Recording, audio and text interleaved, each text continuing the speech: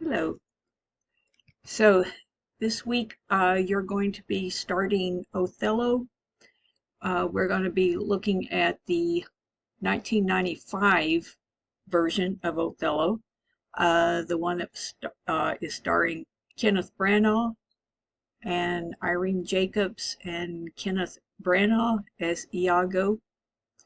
So in this first video, I'm just going to take you through some of the basic themes, things to be looking out for in this play, Othello. I'll give you a little bit of background, what it's about, and what am I going to expect you to get out of this play. All right, so we'll start with a little summary. By the way, all the pictures that you're going to see on these slides are from the film. Othello is a proud black man from the African country of Morocco, because it was a tendency in Shakespeare's time to name people after the place where they were from. It's sometimes applied to Othello affectionately, sometimes it's a point of derision. Just depends on who's speaking at the time in the play. But Othello has risen to become a general in the Venetian army. We do see in the play that he's very well respected by his men. For the most part, he's still going to be a victim of what we call systematic racism, which is the huge undercurrent of the play. He does fall in love with the beautiful Desdemona, a white woman who is also the senator's daughter, and that's going to bring about a lot of complications for Othello. He's actually got two things that are going to set him up as a potential target. One being the fact that he has achieved this very prominent position as general, and the second being his marriage to Desdemona.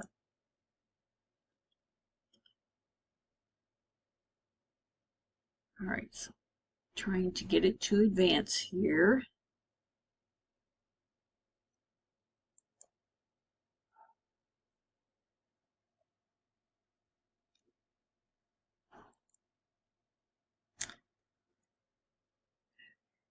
So Othello was one of the first works to deal openly with the subject of racism and interracial relationships.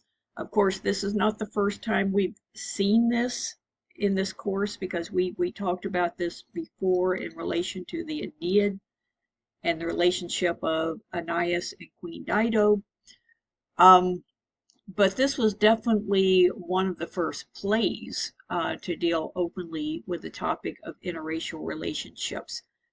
And you'll see that Shakespeare was actually quite progressive for his time in discussing this openly in his play and the problems that it brings for Othello and Desdemona.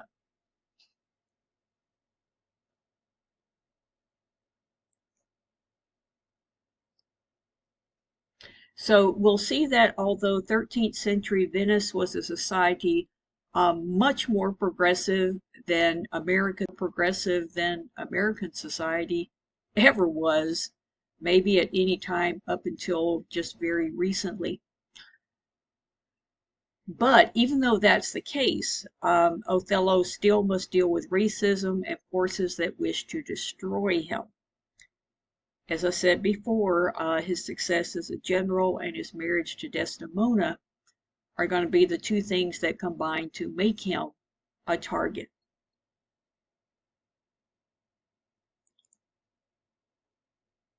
And that's going to bring us to our villain of the play. And he is portrayed wonderfully in this movie by Kenneth Branagh. One man especially plots to destroy Othello. All right, so who is Iago? Iago is Othello's ensign officer, and he was understood to be up for a promotion to lieutenant at the time that the play opens. But for whatever reason, Othello in his wisdom, decided to give that promotion to his lieutenant, Cassio, instead. Now, Cassio, in this slide right here, he is the guy that you see just visible over Iago's shoulder. And that's very symbolic because Iago is already plotting at this point how he's going to destroy both Othello and Cassio for this, what he perceives as this slight. Now, that is his exterior motivation, but the real reasons for Iago's hatred of Othello and why he plots to so thoroughly destroy him. You know, he really is the antagonist of this play. And the way he operates is not only to destroy Othello, but to destroy everyone in his immediate orbit. It's almost like he just gets some power, some sense of satisfaction in the idea of destroying the lives of others. He's really he's a fascinating psychological study because scholars have never been able to exactly pinpoint what it is that's driving him to destroy Othello. I mean, on the surface, it seems like it's about the promotion, but then he tells us in his soliloquies that this is not necessarily the case, that he's just using that for an excuse. There was a rumor that Othello had slept with Iago's wife, Emilia. He tells us that's not the real reason. So what is that reason exactly? It seems like, I mean, racism is part of it for sure, but it still seems like it goes much deeper than that.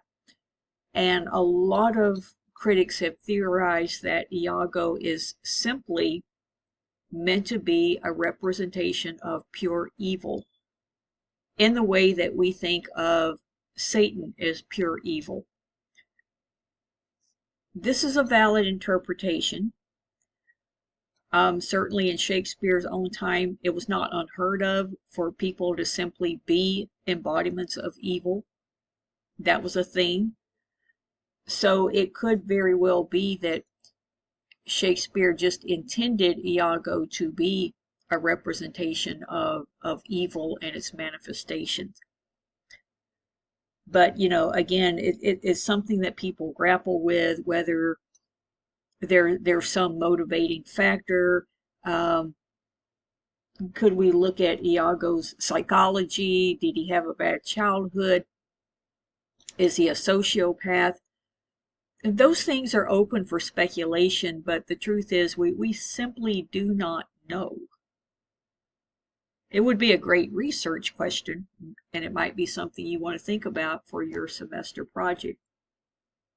But we don't really know, other than what Iago tells us. Now, he does talk to us quite a bit in his soliloquies, but we don't have a complete answer for that. Except that he tells us he simply hates the Moor. I mean, this is one of his famous soliloquies in the play, I hate the Moor. And those reasons remain a bit ambiguous and unclear. Now, there are some theories. One of the theories I talk about in this slide here is that possibly Iago is a closeted homosexual who is secretly in love with Othello. There are some hints in the play that seem to bear this out. For example, we see that his wife, Emilia, definitely seems to be sexually frustrated. It's apparent that Iago and his wife have not slept together in a long time, and that actually plays into the plot of the story in some surprising ways. But again, you know, we don't clearly have a motivation from Iago, other than just that he's evil and enjoys watching people suffer. So when we talk about this story as a tragedy, it's dealing with the downfall of a tragic hero.